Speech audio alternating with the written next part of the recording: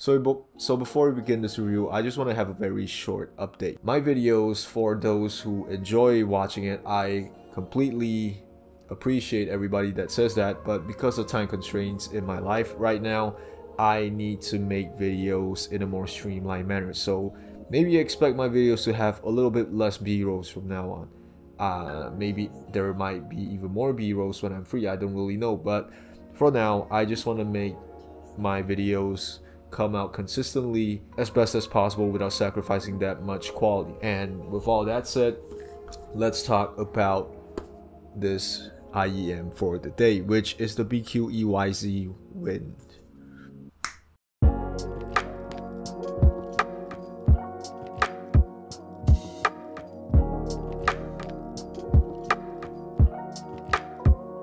So BQEYZ has released a new iteration of its series. Back then we know that they've released a whole line based on seasons, which is spring, summer, autumn, and winter. I have personally tried the winter. I still remember that it is honestly quite okay, but a little bit lacking on the isolation side, which makes, sound a little bit iffy, a little bit off, but that's beside the point. Today we're not talking about that. We're talking about this, which surprisingly, I just knew that this is actually more expensive than the winter, costing $239 US. How does this thing fare with the IEMs on the current playing field right now? But before we get into that, y'all know my shtick, unboxing time. Now this box, again, it is as simple as it is. Nothing really much I want to say about it. Here's the spec sheets behind, not really that much I want to say. And it just slides off like any standard box. BQEYZ in the front, and you open the flap up and you are supposedly going to be greeted with a window showing the IEM head shells. Unboxing all the things, what are you gonna get is basically a standard case from BQEYZ. You are also going to get an array of tips. For BQEYZ, they currently have 3 lineups of tips, which is one is called Atmosphere, the other is called Reference, and the last one is called Balance, which is something along the lines of this. And definitely it comes in the standard BQEYZ stock cable that, at this point I feel like this should probably be at least a standard for, IEMs of this price point, because this thing honestly still feels quite good. Build quality wise, I don't really have anything else to say other than, this thing honestly is like a work of art. I don't know why, for some reason, because of the inner part, it reminds me a little bit like, if BQEYZ had a little inspo from a Acoustune, maybe this would be it. It's made of full CNC aluminum, and this one in particular, definitely it is anodized in this sort of dark blue color. The faceplate has this very nice accent where if you look at the faceplate, there will be writings on it, BQEYZ on the left side and Wind on the right side. And this is basically something along the lines of like, okay, I'm too lazy to translate this in English because I really forget. 这个基本上我要讲的就是这个是以前古代文的冯啊，是算是古代文嘛，我不是很会说，但是现在我们的冯的字是已经比较像这样了嘛，但是那个以前的时候它的冯的字就是比较这样咯。Now, speaking of build, I just want to touch on one more thing, the cable. Now, we all know that for stock cables, in most cases, it ends in unbalanced, but this thing, it ends in a 4.4, and you can either choose to have it in 4.4 or you can choose it in 3.5. So, it's sort of a W for BQEYZ to like, actually let people consider to have their stock cables end in the way that they want. So, big ups to them for that. Going on to the fit, how does this thing fit? I prefer short nozzle tips rather than long nozzle tips, because I don't know why when I wear long nozzle tips, I feel like there is some problem in terms of its isolation.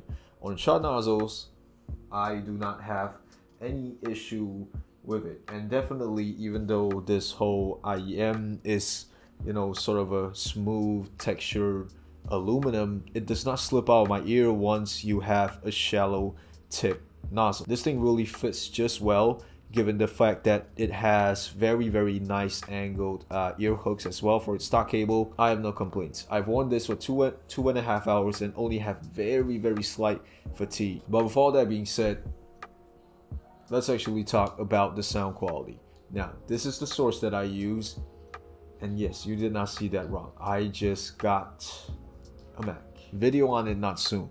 I'm gonna film it whenever I feel like it. Okay, this is the source that I use, and this is the graph. Honestly, I've only remembered how the graph looks like when I'm filming this. I really did not prepare because I am hella busy, but from what I could listen, the BQEYZ wind is an IEM that is sort of a mild V-shaped type of IEM, but there is a lot of things that I would like to comment about this IEM, because at this point I just want to say I'm glad this thing is not a tour unit, because I am really going to be very honest about this review. But definitely for people who have seen the title, I guess you guys probably get the point. One thing I want to comment before I actually start talking about the sound quality tips. Now this thing, in my opinion, it's very tip dependent, and I personally feel like the reference stock tips are probably the best. The Atmosphere stock tips sound too bassy,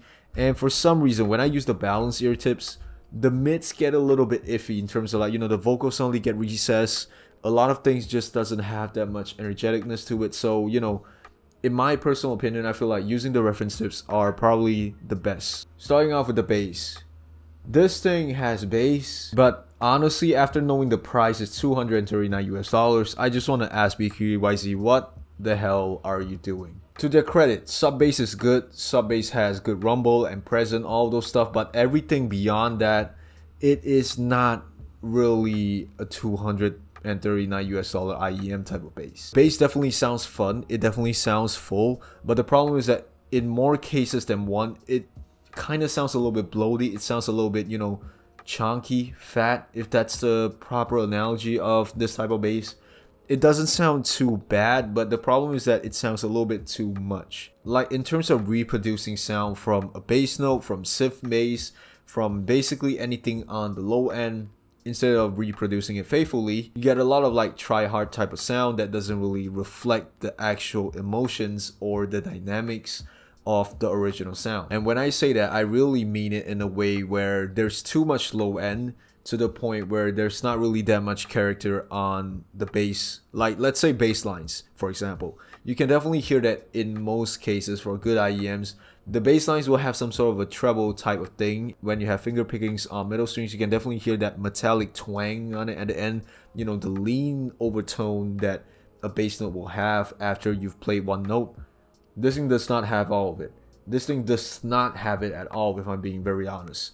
This thing sounds a little bit bloated on its end. Everything just sounds too rounded, too bloaty. But still, I'm gonna give credit where it's due. Acoustic songs definitely still sound nice in terms of its bass. Definitely, I feel like this V-shaped level of bass boost for that point is a little bit more complementing to the scene, because, you know, there's less things going on. Definitely the bass can take up some space, but not too much. In terms of pop songs, it definitely overtakes some parts of the mids of the song as well, because this thing has some slight bleeding issues to it. Or maybe if I just want to say it more clearly, it just overlays certain parts. Like, you can still hear the mids. The problem is that, you know, it kind of pushes the bass. This IEM kind of pushes the most of the bass in front of everything else. That's what I want to say. But let's just say hypothetically, you're listening to things that don't really have that much bass. Then I'm just gonna say, for the mids, you're in luck. This thing honestly still sounds quite good for the mids. Vocal sounds just right with some slight organic raspiness to it.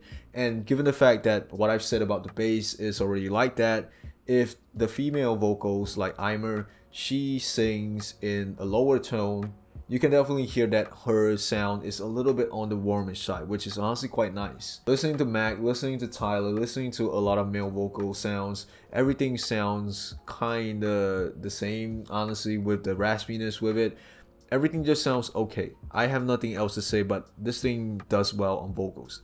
It's also not recessed. To me, I feel like it's quite forward to the point where you can enjoy it, and it is damn immersive and intimate as well. But still, considering that this thing costs $239 US, I feel like there's one more thing that I want to comment, I want to nitpick. There's something that I feel like a lot of IEMs have been lacking ever since I've listened to the Spirit Torino, because after that, I feel like I need to backtrack a lot of my logs. I feel like I have one new thing to evaluate, which is basically, does the dynamics of this pair give me the sensation of emotion, of soul. This thing probably on a scale 1 to 10 is just a 3, which is quite bad. Like definitely everything sounds right. Everything sounds very, very clear on the mids. The problem is it does not really sound like it touches me that much.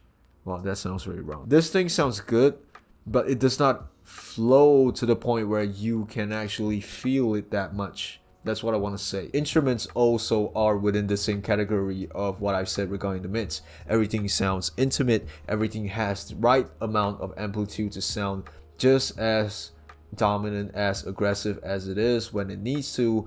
But again, in very certain cases, things like the dynamics kind of went a little off due to the fact, like, you know, the bass suddenly overlays some parts of the songs. Okay, I probably ranted too much. My very short summary on the mids: quite good vocals, raspy, organic, a little bit of warmishness on any vocalist with a lower frequency voice, quite good, analytical, just lacks soul. Instruments on the other hand are also the same. Everything sounds just enough in terms of its amplitude, quite aggressive when it needs to, quite soft when it needs to, but sometimes the bass kind of F's it up. So going on to the treble, just one thing I want to make very apparent.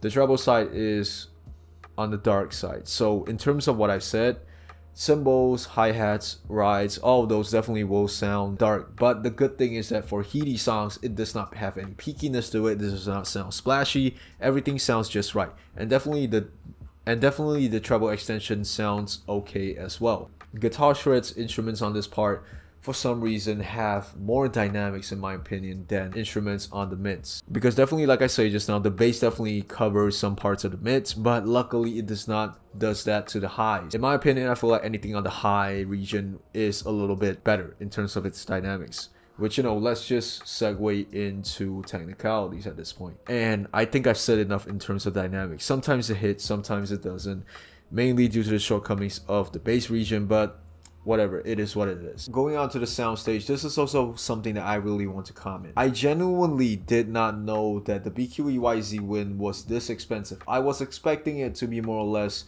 the price of a Kato, and this just goes to show I'm probably like calling myself out really being that known. I don't really do that much research, but definitely this is how I like to review my stuff.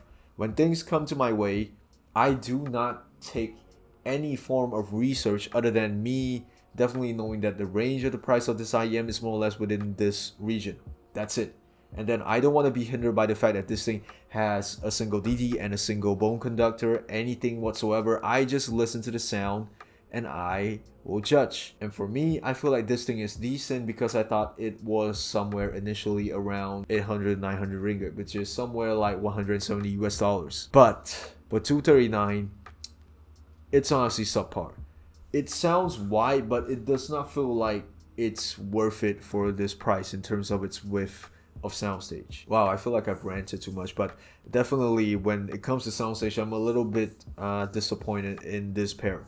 But for some reason, despite me saying that the soundstage is subpar, imaging on this pair is, because for some reason, I don't know why, but the imaging, the separation on this pair of IEMs just does it so well. Even though there are so many elements and even though everything is crammed up in a very small space, you can still visually hear the differences in the borders in between all of those elements. So props to them when it's to very, very good separation and imaging. Detail retrieval is a little bit of a hit or miss as well, but I'll give this one a pass because, like I said, the mids has this problem where, you know, you have a lot of artifacts going on, you have a lot of things going on, and in most cases more than one. The bass always likes to introduce itself into the mix and, you know, kind of ruins everything. The good part about this is that because detail retrieval is good, I definitely have more cases of like nuances introducing themselves while I'm listening, hence making this whole thing less, you know, disappointing.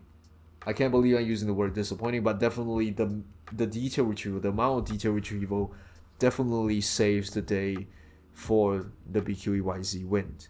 But despite all of the things that I've said, what are my conclusions on the BQEYZ Wind? Honestly, there's a saying in Chinese, which is basically something along the lines of like following a trend. 这个东西讲难听真的是有点跟风，我不觉得这个 IEM 有什么比较好的 selling point 啦，因为它的价钱有点太离谱了。Like if this thing costs somewhere around the Kato, I could still consider you guys to get this, because comparing this and the Kato, definitely the Kato is a little bit more warm, definitely a little bit more humble in terms of its tuning. This thing is a little bit more aggressive compared to that, but definitely that is only in the case where I initially thought this is the same price as the Kato. After listening to this and after giving my evaluation, I totally forgot to search for the price. I always assumed that it was the same price as the winner, and well, you know, this thing costs more than a winner. I'm definitely gonna get on BQEYZ's ban list for saying such harsh things, but definitely I feel like this is one of the first few IEMs that I feel like it's a little bit of a miss. I can't really recommend this to anyone due to the fact that the price is so expensive. But would I recommend it if people are selling it cheaper? Definitely. It just doesn't cost over 1k Malaysian ringgit. That's all I'm gonna say. And with all that being said, just want to say thank you for watching my videos. I'll still try my best to like make videos, and hopefully y'all can see the next video coming very soon. And with all that being said, thank you for watching. I'll see you guys in the next video whenever it comes.